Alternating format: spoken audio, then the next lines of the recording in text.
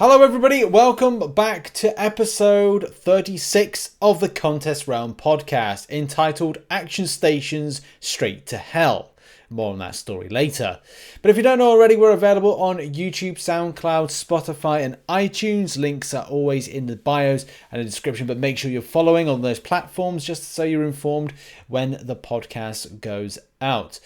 Now, without further ado, I'm going to introduce my co-host, who you can find on www.frontlinemcoc.home.blog, and also at the moment is doing some work with Frontline Junior. It's Dan of Frontline MCOC. Hello.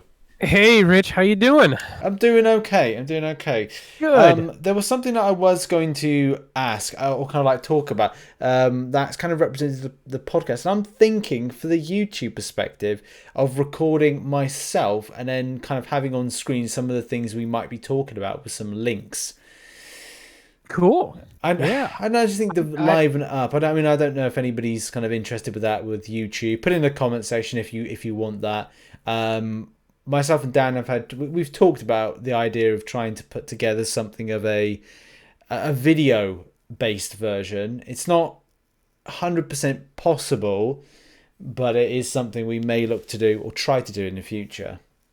Yeah, I think we'd have to play around with it and test some things out on a smaller scale to see if it works and to see if people like the format. Maybe we'll do that one day where we just take 5 minutes to bounce one issue in the game back and forth and see if people like that format and if the tech actually holds. That's always the biggest thing, right? Is the internet going to work? Is it going to be quality?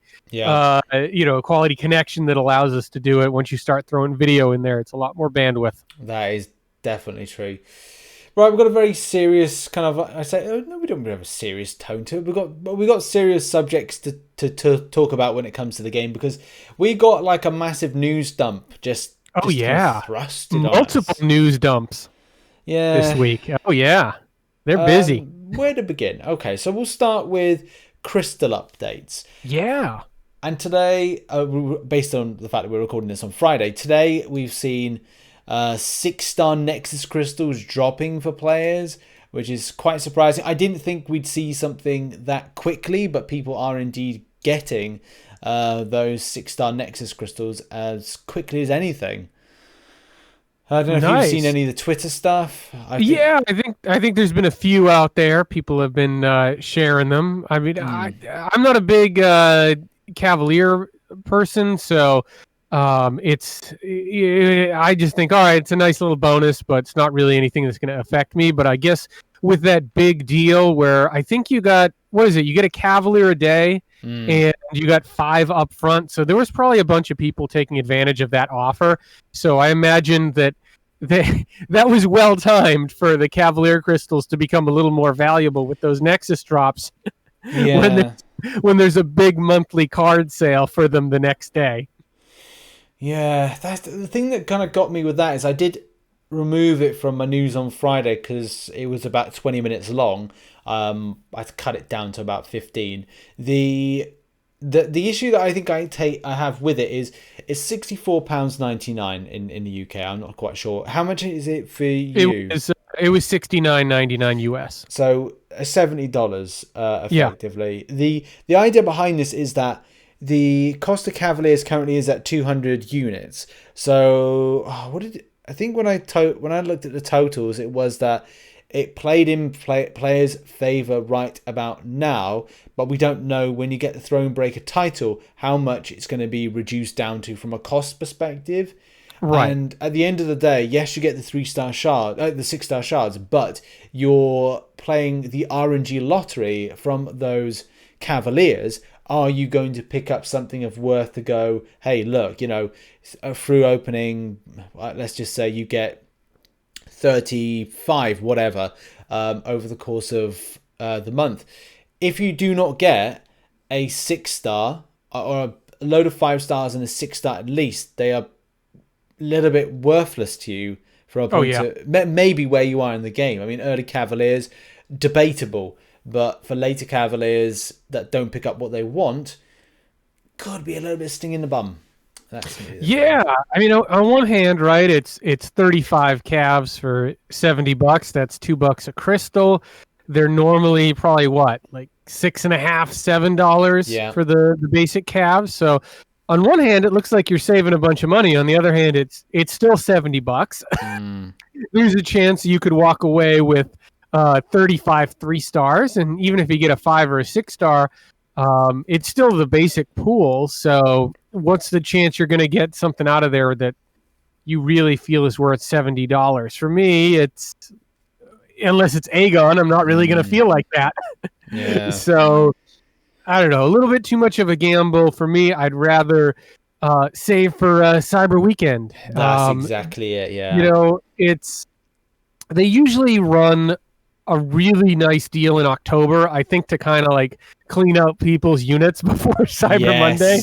So have you noticed that usually like last week of October, there's a deal that makes you go, maybe. Like sometimes it's OG Vision, where you're like, ooh, that is a little tasty, but I know it's coming, and can I do both? And it really kind of makes you think about how you want to spend your resources. I hate that.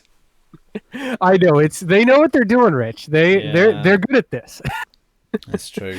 There's a reason why the game is consistently at the top of the sales charts. Yeah, Netmarble are literally just, they're licking their lips every time a Cyber Weekend comes around for Marvel Contest of Champions. Yes, absolutely, and I would expect this will be the biggest one ever. Yeah, they seem to outdo themselves every year as far as what's on offer and how people respond to them. So I only expect more of the same. How are you hoping at the moment and planning for that? Are you hoping that you might get Thronebreaker title by Cyber Weekend? And as well, do you think that the Thronebreaker, because I think many people have asked this, do we think that Thronebreaker title is going to be about for the Cyber Weekend? It seems to be, sometimes it feels like the stars are aligning for this Cyber Weekend to have it, but I don't know. Where do you think? I think that's why it debuted about 8 weeks before Cyber Weekend, to give people time to prepare. The whole point of Thronebreaker is to separate the people that have just become Cavalier to the people that have done everything, because the people that have done everything are working on rank 3 6-stars, and people who have just become Cavalier should really be diversifying their 5-star roster. So I think they want to I think they want to be able to separate those 5 and 6-star deals. I don't know why else you do it now. So yeah, my expectation is that the Thronebreakers will get a different level of deal than the Cavalier players. And I would like to be a Thronebreaker by Cyber Monday or Cyber Weekend, but I don't know. Some things are going to have to go my way as far as T5CC RNG and having enough time to do the content to get all that T5CC. Because if we do some serious work in Act 2, in Act 6.2 and 6.3, then maybe I've got a shot. Maybe there's enough T5CC out there to pull that off and get some lucky rolls. But that's a lot of content. That's a lot of work. Or maybe Aegon stops avoiding me and I can run that path in Abyss. Yeah. So we'll see. Some stuff would have to break my way, but then there's the possibility that I just use the deals to get Thronebreaker. Yes, so that's the other thing, isn't it? Like, would you, if you say got one of the say for whatever reason you buy a $99 £99 deal, or maybe there's a tier 5 class catalyst fragment selector in one of them. Maybe there's a unit thing you buy and you're able to get it. That then says if you get a selector, then it puts you over the point. That's that's where I'm at. I'm like going future preparation. Like I'm planning to 100% 6.2 before Cyber Weekend, which gives me the 25% crystal. But it could be by then, by all of the little events of Cavalier, that through an end of October, I've either good news, thumbs up, things went my way with RNG, or bad news, things went bad with the RNG for all of the Cavalier-based stuff that I did, and the challenge and whatnot. And then I'm into a very nervous November, for the point of... Nervous November. Rich's nervous November. It is. There's events title for you. It is. It is proper squeaky bum time, is what that would be. Yeah. And it would be my birthday mid-November, so I'm gonna have to make decisions. By the way, by the time this video has come out, by the time the podcast has come out, I would have already got Human Torch. I picked up Human Torch midweek. I kept that silent from a lot of people. Congratulations. Thank you. And that will go out in the video that's on Saturday, so it's a bit of a surprise.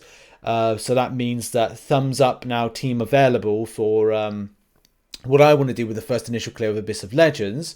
The question is unit spend. Now, because I'm going with a 2-month drought of only spending on the unit deal and the sigil, as like I'm about to put out a lot of personal expenditure, I don't have the time to grind out extensively in Arena. I could probably fathom together about 2,000 units.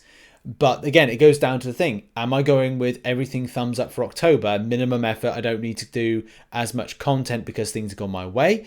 Do I need to have Nervous November where I go, look, all the units I've gathered in October are now being used to do an Abyss of Legends grind? Or do I not have the time, which means that I then have to look at the idea of let's see what the £99 deal is.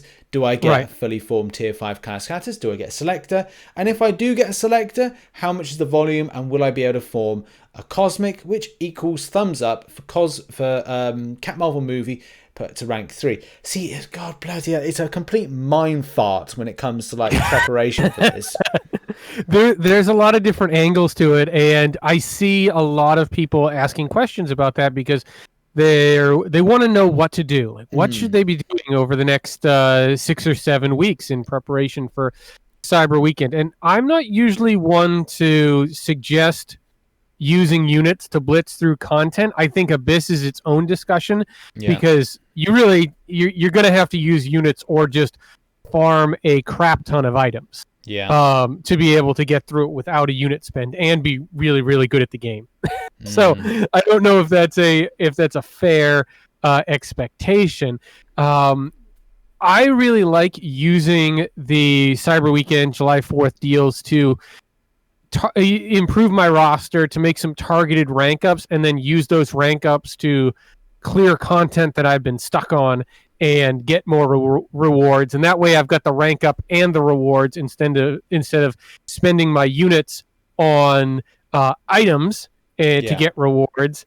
I would rather spend it on a deal to get the rank up and then get the rewards because I've got the rank ups after I get all the rewards. So instead of just having instead of having items that I've consumed. So I don't know. That's my place on it, but it really depends like how much is not having access to the Thronebreaker deals gonna hurt you. Yes.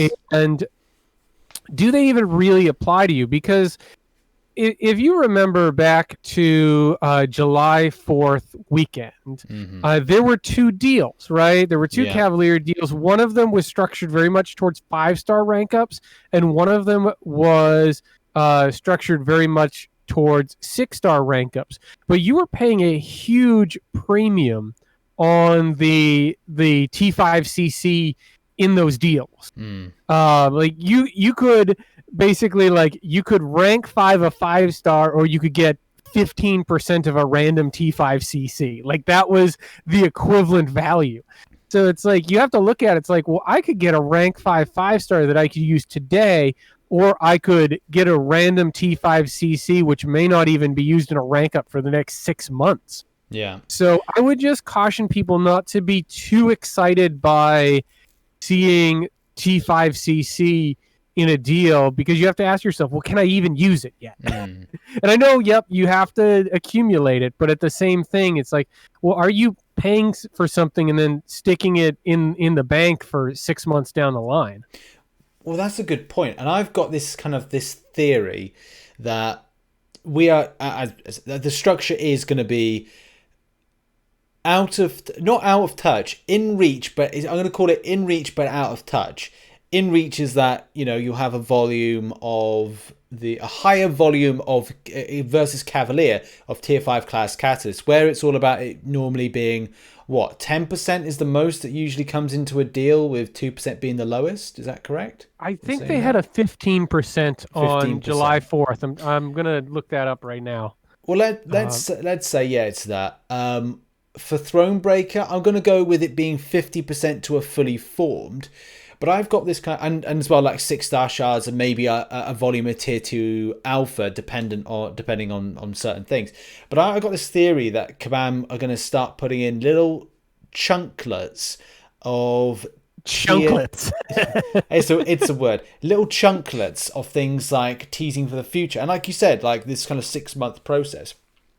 And going back to something Kabam Frenchy said on our podcast back at the start of the year, will this be the time with Thronebreaker, the first iteration, where we'll see something like a really small chunklet of tier 3 alpha fragments or tier 6 basic to start this narrative of the rank 4 6-stars? Oh, if Cam is listening right now, he just had a heart attack.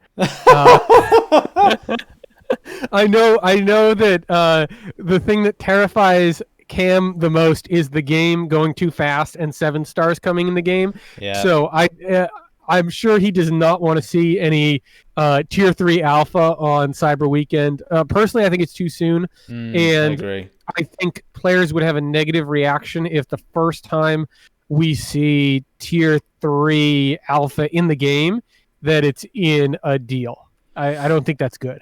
Yeah, no, that is a better point. Unless they put it tag onto the most premium of the unit deal, but you're right. Even then, I think that would not be good. So yeah, so with the T5CC on July 4th, it was 5% in the 1,000 unit deal.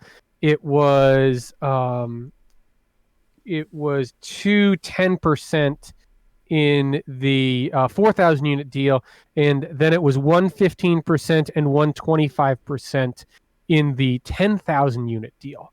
So, right. And those are all random. So, it's not likely you're going to be forming a T5CC unless you're really close. I think the next time is if they did a Thronebreaker deal, it would form on. They'll form something on the Christmas Day deal, so the 25th of December deals. Oh, I love those Christmas Day deals. Yeah, it's always very weird. You get excited. Yeah, it's a weird one for me though, because I go. What do I do? Well, it all changes. COVID will change everything. I don't think. Yeah. I was having this conversation with Em and with President Trump picking it up about how serious it's taken, and we've kind of gone back to square one to where we were back in March. I got this personal feeling that we won't have New York Comic Con 2021 at this rate unless people really start taking it seriously. But going back to the point, I've kind of gone off a little bit. The idea behind Christmas and everyone getting a holiday season changes dramatically, and it needs to be taken very seriously. But for me, it was the case last year. I'll go and spend time with my my dad, and then I have to go to my mum's because they're separated a long time ago, and then I go from my mum's to then I rush back to where I live to then record a video. No, did I record a video on that? I can't remember what I did. I think it was a case I then came back, recorded a video on what the Christmas Day gift was. I went to spend time with Em and her parents and family, and then I came back to then record the Christmas Day deals, and then it was a case like go straight to bed, and we wake up in the morning for the day after. But still, it's like it's the excitement of the day and the deals and what we could get. But it comes about a time as well we get the greater gifting crystals, and everything was all exciting. I don't know if we'll see that, and will we see any of this kind of tier 5 class catalyst in some of these crystals or whatever event Kabam's going to run, Dan?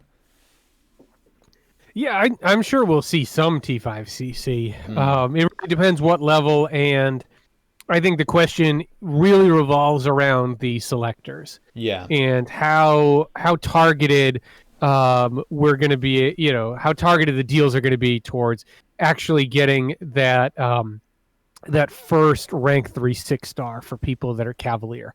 Are they going to give us that ability?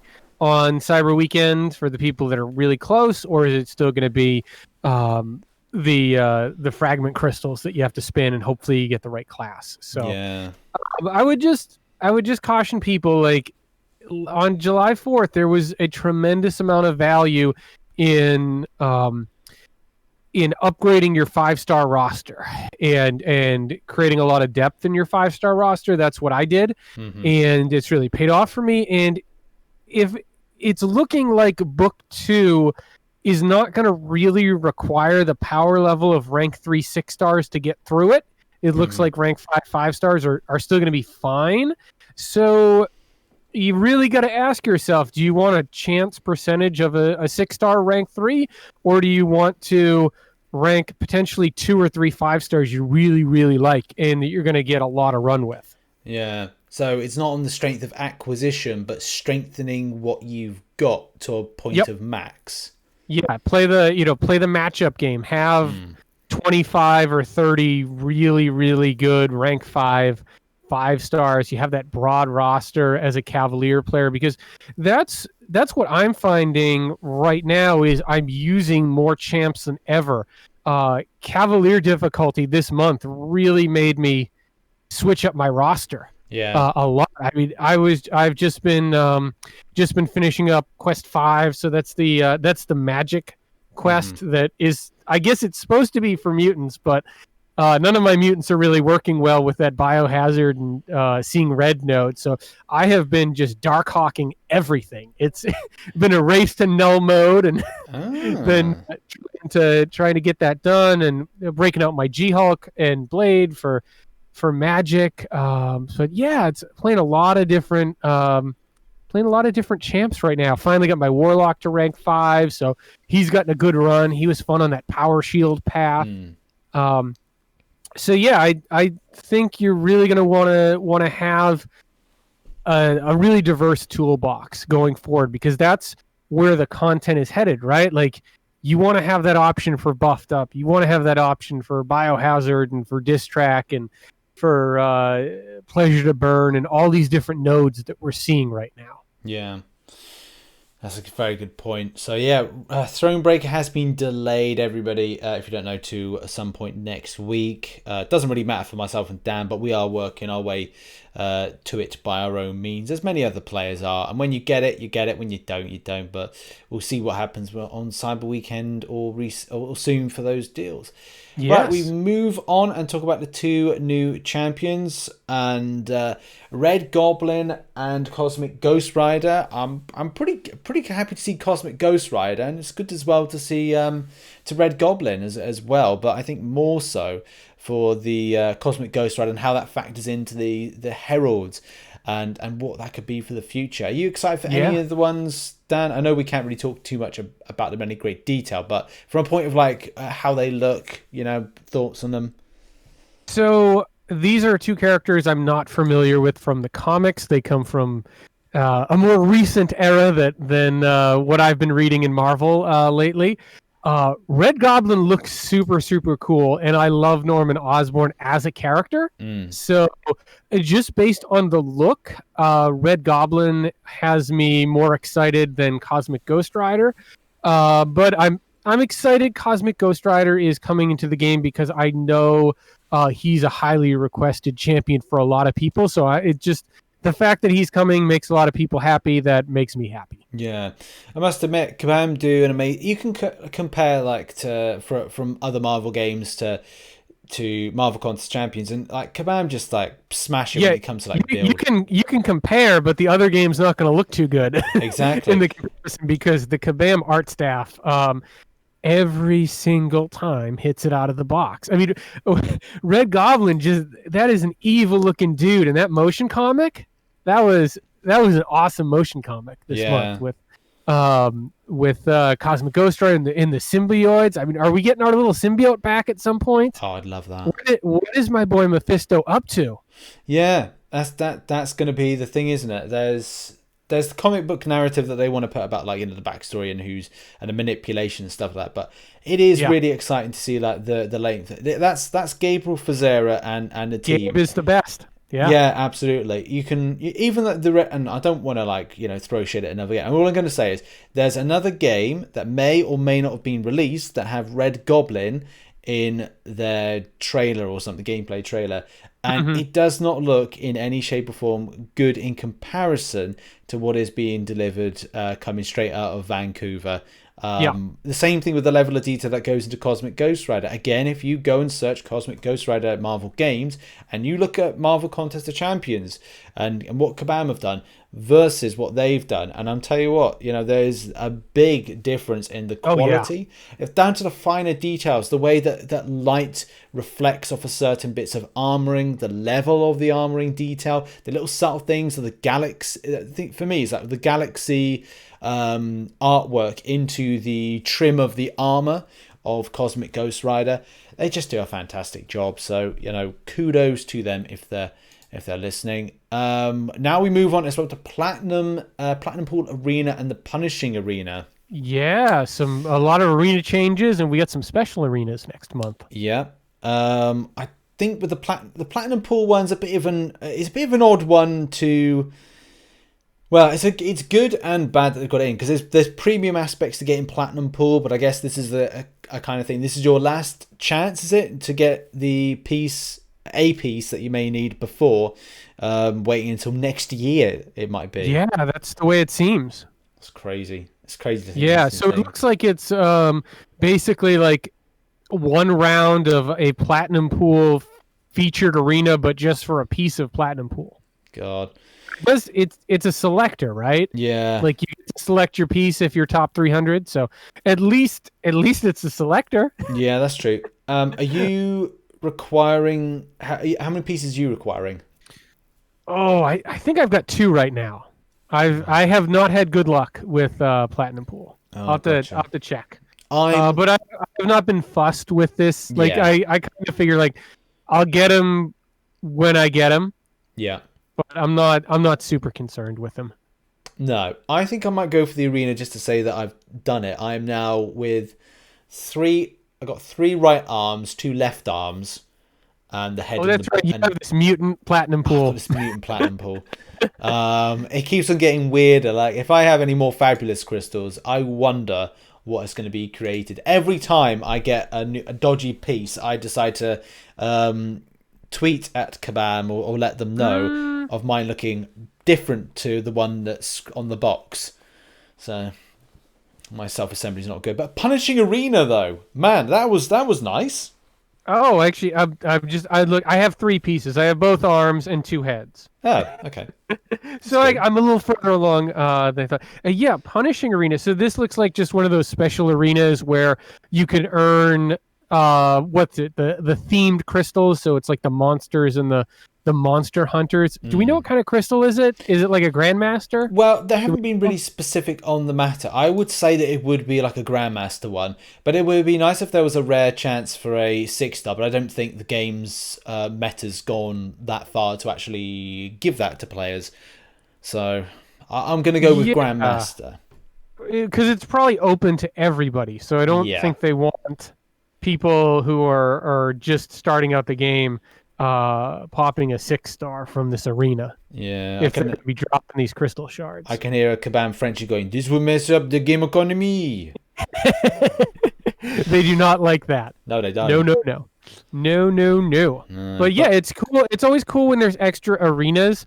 For no other reason than it tends to push arena scores down a little bit, just because there's more going on. Yeah, and I think it's the level. They give level 2 and level 3 revives. Not a huge volume, but still, it's really impressive to have that for free. The value of that, as well as the health potions and the Punishing Arena, is so nice to see. I just remember that when was the last time they had like a special store, didn't they? Was it with the Red Guardian things? Ooh, trying to remember. It's been a while. These revive events don't come along that often, so you got to take advantage of them. But it's nice to get a little some extra revives now that Act 6 is getting nerfed. Oh, so yeah. You get some extra fuel, right? Like if you're gonna make that Abyss run to get your Thronebreaker, or you're gonna push an Act 6, helps to have a couple extra revives in the stash. Yeah, I think I'm going to do. This is why I'm interested next. I think my plan is for next week is 100% uncollected as soon as possible, like really just quickly as anything. Then from there, move on to 100% Cavalier difficulty as soon as possible straight after that. And then do as much as side quests as between there, and then try to get in to do Act 6 as much as possible in October, because like the changes, and that's something we'll talk about now, is the Act 6 changes. In particular, I think Act 6.2, because there's some real bad pain points. Shout out to the Pain Point Posse and your amazing work. Yes. Finally getting to see the fruits of their labor. Yeah, if you had a problem with crossbones and that biohazard, right, that's changed, which is good. It does expand out your roster for available champions, and that's good. That's for 6.1.5. If you are like myself, like going, oh, I'm interested in doing 6.2.2. For me, it was EMP modification. Could not stand EMP modification. The other stuff, getting available champions with having a champion that is poison immune and as well had a fury effect. I can't remember what the node is to save my life. Dan said, Caustic Temper. That's it, Caustic Temper.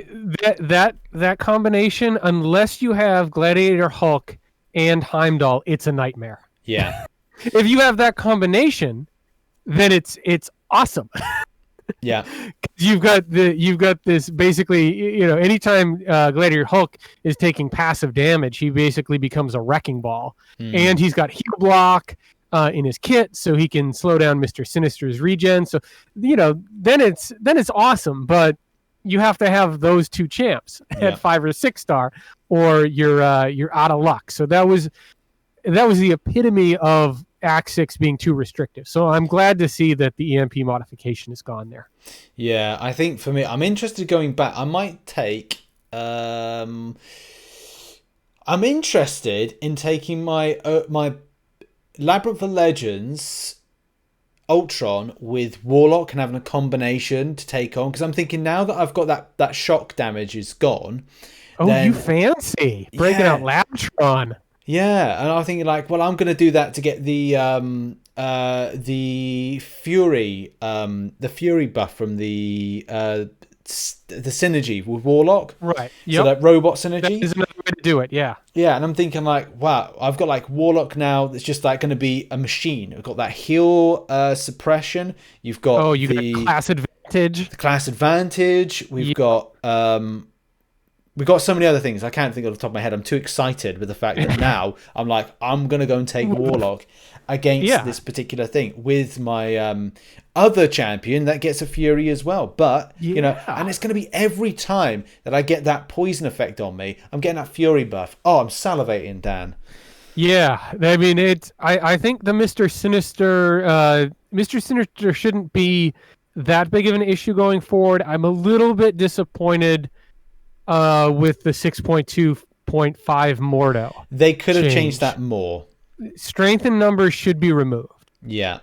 That is a horrible node to put at the end of a quest. It's a bad node. It's a bad node. I don't like it.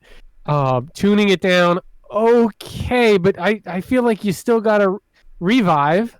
Yeah.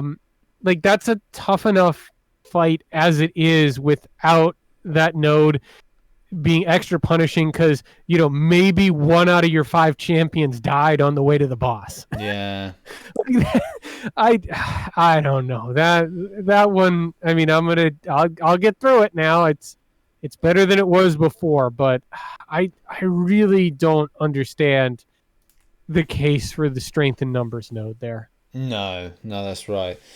Apart from there's other changes to 6.3.1. The Counter-Strike being removed, that's a good thing. The way they've changed the 6.3.6 boss with Beardo, so that he has Aggression Fury instead of what he had before, which was a bit of a pain point. But yeah, it's good to see that Kabam are at least have been open and receptive to these changes. I'm sure there was more that they decided, we're not going to change this, and they were like, oh, right? But I guess Yeah, I mean that's for the people in the pain point posse. I mean we know that well from the CCP, right? Like yeah. we can make all the suggestions we want and think that they're awesome ideas, and sometimes they get listened to and get put into the game, and sometimes they don't. It's all just part of the process. Yeah, I mean, effectively, we're still under the impression that we are individuals trying to change the mind of a $1 billion company. It's sometimes, yeah, it's that kind of thing going, okay, well, people make the game at what it is. So as someone, as we make the game a profitable and as well viable game for them. So it's like, it's a bit of a weird thing, isn't it? It's a rock and a hard place. It's between rock and a hard place. When was it irremovable object means an unstoppable force means an irremovable object. It's irresistible. Yes, yeah. So it's like it's good that we've got this communication, because I've played other games where it's like you won't get to even get a scratch on having a chance to change anything with the dev team. So there's some good things, but they want the game. I mean that's the thing is when you're doing changes to such a large piece of content like Act 6, nobody's going to think it's perfect. There's people who think that they made it too easy now.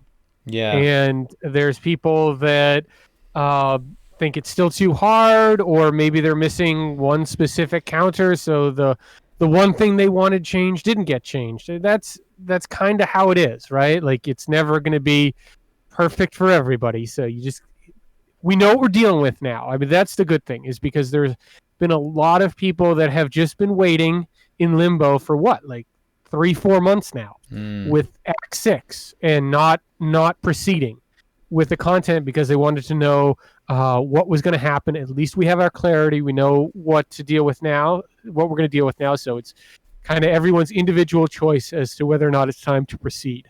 Yeah, that's true. Okay, also Act 2 changes. Now, you've just done Frontline Junior. Have you just 100% to 6 point Act 2, or are you?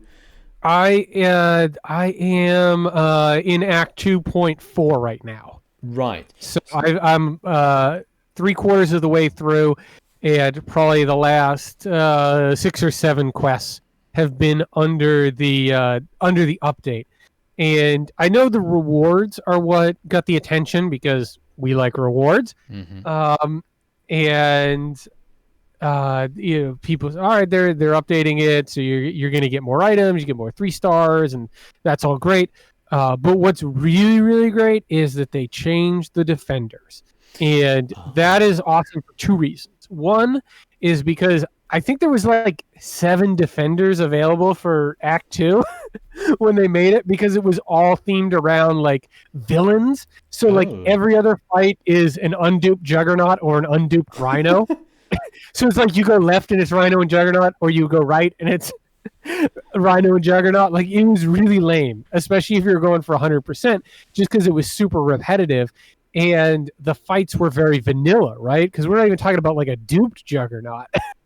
So now I'm logging in and I'm seeing Symbiote Supreme, and I'm seeing Nick Fury in there, and like not a duped Nick Fury, but there's some of the newer characters in there. So like you have to learn how to fight them, because they had updated Act 1 previously. Yeah. So Act 1 was actually a little bit more difficult than Act 2 if you were really playing the matchup game before this update, because like end of Act 1 had like Spider-Gwen. So you actually had like evade to deal with for the first time, and then you go back to like, oh, like here's Rhino, here's Black Bolt.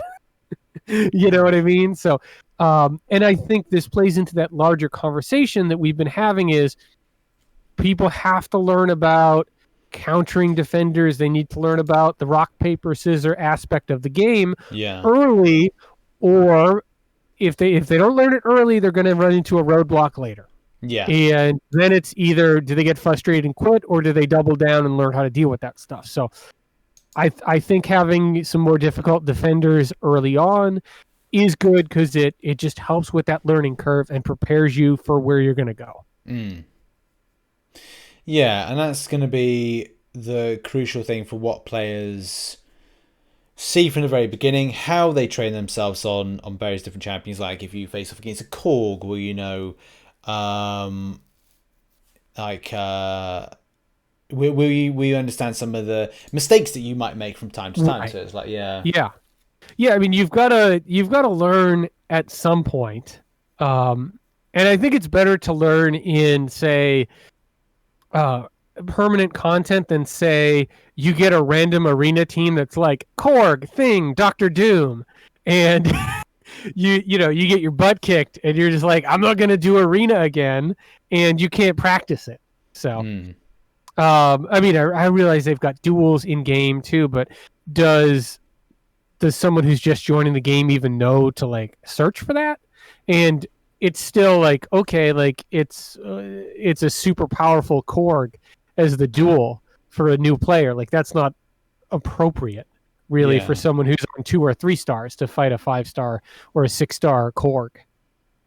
God. Yeah, I'm not quite. The thing is, I need to start again. I always decided like when would be appropriate time. I think it would be because the current meta of the game is shifting. Like as soon as I've done Abyss of Legends and 100% did Act 6, and depending on what is available, maybe that would be a time to refocus my attention on newer stuff and kind of go not older stuff and go back and give myself the re-experience. It's a difficult one based on time grind because I'm getting more into Marvel Realm of Champions. Right. It's giving me more of I'm being more broader with games that I cover, and I think that's kind of a good thing for me because I never wanted to like ever go with one specific game. Especially the plan was when I started doing YouTube was to cover various games, but that may be the thing from time to time. Maybe I'll get somebody to redo an account and then kind of gather from their experience how they find the game. Yeah, it's interesting. I'm really enjoying it, but I am looking forward to getting into like Act 4 and seeing how these new champions handle that. I'm trying to play champions that I haven't gotten a chance to play on my main account because I didn't pull them at the right time, and also to do some more of those Act 4 guides, Act 5 guides with appropriate roster strength. So that's going to be fun. You're right. That's what I'm going to be doing over the months of October, November, is to start developing the 3 video a day kind of narrative, and even like I'll be working weekends as well because I want to look. You know, the ad number one, the AdSense is good and as I've learned, my YouTube career could have been over in a very quick circumstance. So end of November, December time is when I'll finish writing, because that's the thing. I will spend a bit of time to go back and write these guides, because Champions released this year that completely changed the scope of the cheesing. We'll say cheating of old things. Look at the likes of Warlock being put into the game. Look at the likes of Red Guardian, who literally is a buffet counter. It is. Think of how bad Spite was for us back in the day. There we go. And then Red Guardian's like, that doesn't exist for me. Exactly. And it's like these things that champion came out May of this year and sets this kind of weird precedence for kind of like the way that we kind of look at stuff going, okay, is it a one champion? No, it's not just one champion that was going to be able to cheese that particular thing, but it is a really cool option. I just picked up you could say like I just picked up a 4-star Red Guardian. I'm having problems with buffet. Oh, okay. Well, there you go. There's your counter. Also, you got other champions that will deal with it. Champions that don't necessarily cast buffs. Yada yada. Blah blah blah blah. You get the idea. It's like it's crazy, and I love it. Yeah, I mean, if I had a 4-star Sunspot when I was in early Act 5 and had to deal with masochism, and it's just like, here's 20 incinerate debuffs. Masochism doesn't matter. Yeah. You know, no, did you just see Karate Mike's Sunspot video? Horseman Sunspot? Have not, but I can imagine there's lots of damage involved. Well, basically with the Horseman ability, Sunspot becomes unblockable all the time because when a debuff gets purified, he becomes unblockable. Nice. So he goes into the heavy stance, and he becomes unblockable when he's purifying the incinerate. So it's pretty cool. It's pretty cool, and I definitely want a 6-star apocalypse even more than I did before. Yeah. But why don't we talk about Realm a little bit, because what was it 0.2.3 came out this week. I haven't had a chance to download it and play Realm in the last couple days because of the shenanigans you have to go through to get the updates. But how are you enjoying it? I'm really enjoying it. I think we talked about it. It's not this kind of massive 0.3.0 update. It's gonna like put people in the picture. Do we have a date on 0.3 yet, or just sometime in October? I think it's sometime in October. Are we expecting to see us? Oh God, sorry, I just turned on my Marvel Realm. Then it just went all loud. I thought I just turned it just whilst we talk about it, I thought it's probably best to kind of like, it just looks like just come out of maintenance, It's still a case like there's a few issues with matchmaking and the ability to grab a match, and as well the way that it scales correctly against who you're fighting. You will end up theoretically facing against death squads. But apart from that, I'm enjoying every moment of it. It's different because a lot of the time, I don't know if I get most.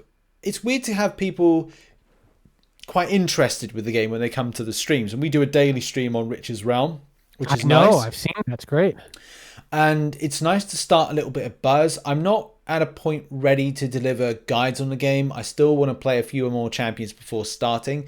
I've written 12 titles for ideas, but I need to book a Sunday for myself where I just spend the entire day making guides on that. I need to write them, and it's not a case of going like, because I don't want to throw shade at people that want to give guides at the moment. Simply saying, this is how you play this champion, number one, and two, this is the gear that you need to gear the champion with. First of all, I was like, okay, quite receptive to it, and then I was like, well, no, because there's different things that change in a battle. Strategy changes. And the more that I get involved with the game and I look at stuff, it's like, right, well, a quite common trait at the moment is to play deep.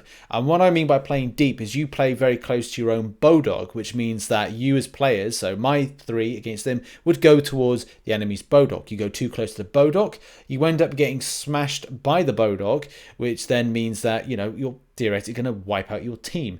So a lot of the time against ranged, if you are Hulk, which is very much kind of a close quarters, when you're going against ranged champions, then you want to be keeping your distance behind like the battlefield rocks or kind of walls and things. So there's a lot more to the game that meets the eye. And it is amazing. I think I had one person come to my stream and going, MCOC is better, and I think my response was, oh, so did you just spend units on when you died in MCOC? Yeah. Well, I don't have that pressure here. I've never spent a unit at all. I can buy gear, but it's based on my own skill. I'm also playing live now with 2 of my subscribers in live chat. So I've got a camaraderie. Can you do an MCOC? And it's like, I just want people to understand they're 2 very different games, but at the same time, they're made with just immense passion. Yeah. And getting back to the guides, one thing is it's really early, right? Yes. Like, I mean, I could see having that stuff in the can for like the week of global release. Yeah. Because there's going to be a huge amount of traffic, but we don't know what's going to change and where the game's going to be at in terms of global release. And another thing is like, how you play a character is so dependent on who else is on your team. Like, I've been playing a lot of Storm. You have too. If I see a Spider-Man on my team, I am very excited. Yes. Right? Because Spider-Man has that great ability to root the opponent in place. So if I see a Spider-Man run in and it's like, okay, I'm going to let them do their thing. As soon as they've webbed up the opponent, that's when I'm going to come in and start throwing my specials on this helpless opponent who can't get out of the way. Right? Like, now if you're in, and if, like, it's great if you have a Hulk or a Black Panther to kind of soak up some of that melee damage and be on the front lines as well. But if I'm playing Storm, I really want to see a Spider-Man on my team. That's it. And when you're random matchmaking, you can't really do that. But if we were talking team construction, like, I would say I would want a Storm, a Spider-Man, and a Hulk or a Black Panther. Yeah. Kind of that, you need the tank or the melee character up front. That Spider-Man just kind of sets up the ranged attacker, and then Storm does that huge damage from behind rocks and doesn't, because she's a glass cannon. Yeah, and the thing is, people are once people are getting really skilled and understanding and the problem that we have at the moment with the beta, like people are like, oh, when is it going to be global release? Well, we still got problems with the beta from a point of matchmaking, when it's like, okay, so scenario today in the stream we had. I was working on my Hulk to try and get it up to 220. We had Prozo and Ada in again. I think Prozo was working on his Storm, I want to say, with Ada working on a Spider-Man. We had the issue that we kind of we won a battle against this team of like 3 1200s. One was Black Panther, one was a Spider-Man, and one was a Sorcerer Supreme. They knew that we were kind of like and then we lost to them first off. Then we learned their strategy and how they were playing. So we then played better. We understood their kind of like the weaknesses and exploited them. They then decided to exploit our weaknesses by adding, and basically it's not nice to have. They had 2 1200 Sorcerer Supremes and one. I want to say. Was it? It was something else, but it was like, I want to say it's a Black Panther, and that combination just literally just ruined us because it was again ranged attacks. I think we switched to a Hulk. Double healing. That was one of the worst. That Black Panther was basically had infinite health at that point. And it's like that's the point where it's like you're like, oh, for God's sake. But we kept on facing them, and that was the problem, really. You don't want to be constantly facing the same people that you're getting just taken over by and messed up. So that was something to really point out. But yeah, I think it's still coming to a point when people say like, when is the global release? I don't know. It's still kind of. I feel for me November, December time. We've still got Super Soldier and the what is it? Asgardian, the Thor, right? They've been teasing the Thor. Yeah, they've done it on Twitter. I wonder if that's going to be in 0.3. I would love to, but I would like. It feels like that's what they're doing. Yeah, I want to get some other champions up to like 2. I want another 220s before they do that, but because then it'll be okay. As soon as the new champions come in, I'm going to be working on them because I'm like, I want to see where they can go. But I'm enjoying it. I'm enjoying the second the Rich's Realm, but I am still at a point where going like, I've got these. I think now I'm up to 13 titles of ideas of videos, and I'm trying to figure out how to deliver like. Strategy. I think I can possibly deliver a strategies video with the game, or like a how to play, but then an advanced or kind of like pro level thing would be more like down the line with a global release, or maybe like a 1 month in. But it's a tough one because part of me wants to do like, okay, well, these are champion guides, but then I need to then think of variables of like, well, if you say, okay, well, what you do is you play very up close with a Hulk, but at the same time, if you're versus ranged champions, it's important to keep your distance and allow them to come out. So when the circle comes in, you then can bring them into that small confined space as quickly as possible, or look to throw them out of this space by doing some of the maneuvers. So there's so many variables with strategy you've got to consider with guides. Oh yeah, for sure. It's definitely a team game. So I think you're gonna have to write some guides like, how do you put together a good 3-person team, and like communication tips, and like it's gonna be interesting to see like what is the team construction gonna look like. Is there gonna be a meta? Hopefully there's not, where it's like everyone's saying it's you don't want. I don't want to play it if it's gonna be like the same 3 character setup on every team. Like that seems kind of lame. So hopefully it doesn't turn into that. I haven't seen that yet, but it's still early days. Yeah, That's true. That's true. And we'll probably come in to have some time where we do some streaming of it and work on some champions. Maybe when they put in the new champions, maybe we'll do like we'll try and see if we can stream then. But just I definitely want to jump in on one of your streams at some point. It's just a lot of the time you're streaming in the middle of my workday. Yeah, which is not so conducive for me to pull the iPad out at my desk for an hour. Yeah, I'm kind of thinking about changing the way on timing. Also, like the way that Kabam want to push the streaming platform, like the way that Twitch works. Like I would love to say that they would give more of an emphasis, a push on Twitch, but the thing is, I'm not damaged by YouTube by having a newer channel and live streaming. So having Rich's Realm is great because I'm able to live stream, but I don't know if it will be something of the future. It just depends on like how much the game is pushed globally, how many people are active with it, and the future of that game. But I'm well up for it, so bring it on. Cool. So what are you up to this week? That's a very good question. I think a lot of it's preparation for like what's going on in the new update. Yeah, it looks like I've got to write all the stuff that I'm doing because there's going to be like explaining a side event, as you know, just always a popular topic. Is translating the side event for people. A few people have given me ideas of stuff to do. I will probably see where the new changes to the Act 6 feel like. Probably a lot of live streaming, a lot more live streaming on Twitch to do some of the more newer content. That's probably it. Have you got any plans? I've got so much to do in game because I've still got to finish Cavalier. And I'd love to get Variant 5 done, last 2 quests, but these Cavalier paths take some time. They're like 20 or 30 minutes, and last night I did the 4-star challenge for the magic quest, and that took me an hour. You know, like I looked up, I was like, that legit took me an hour. I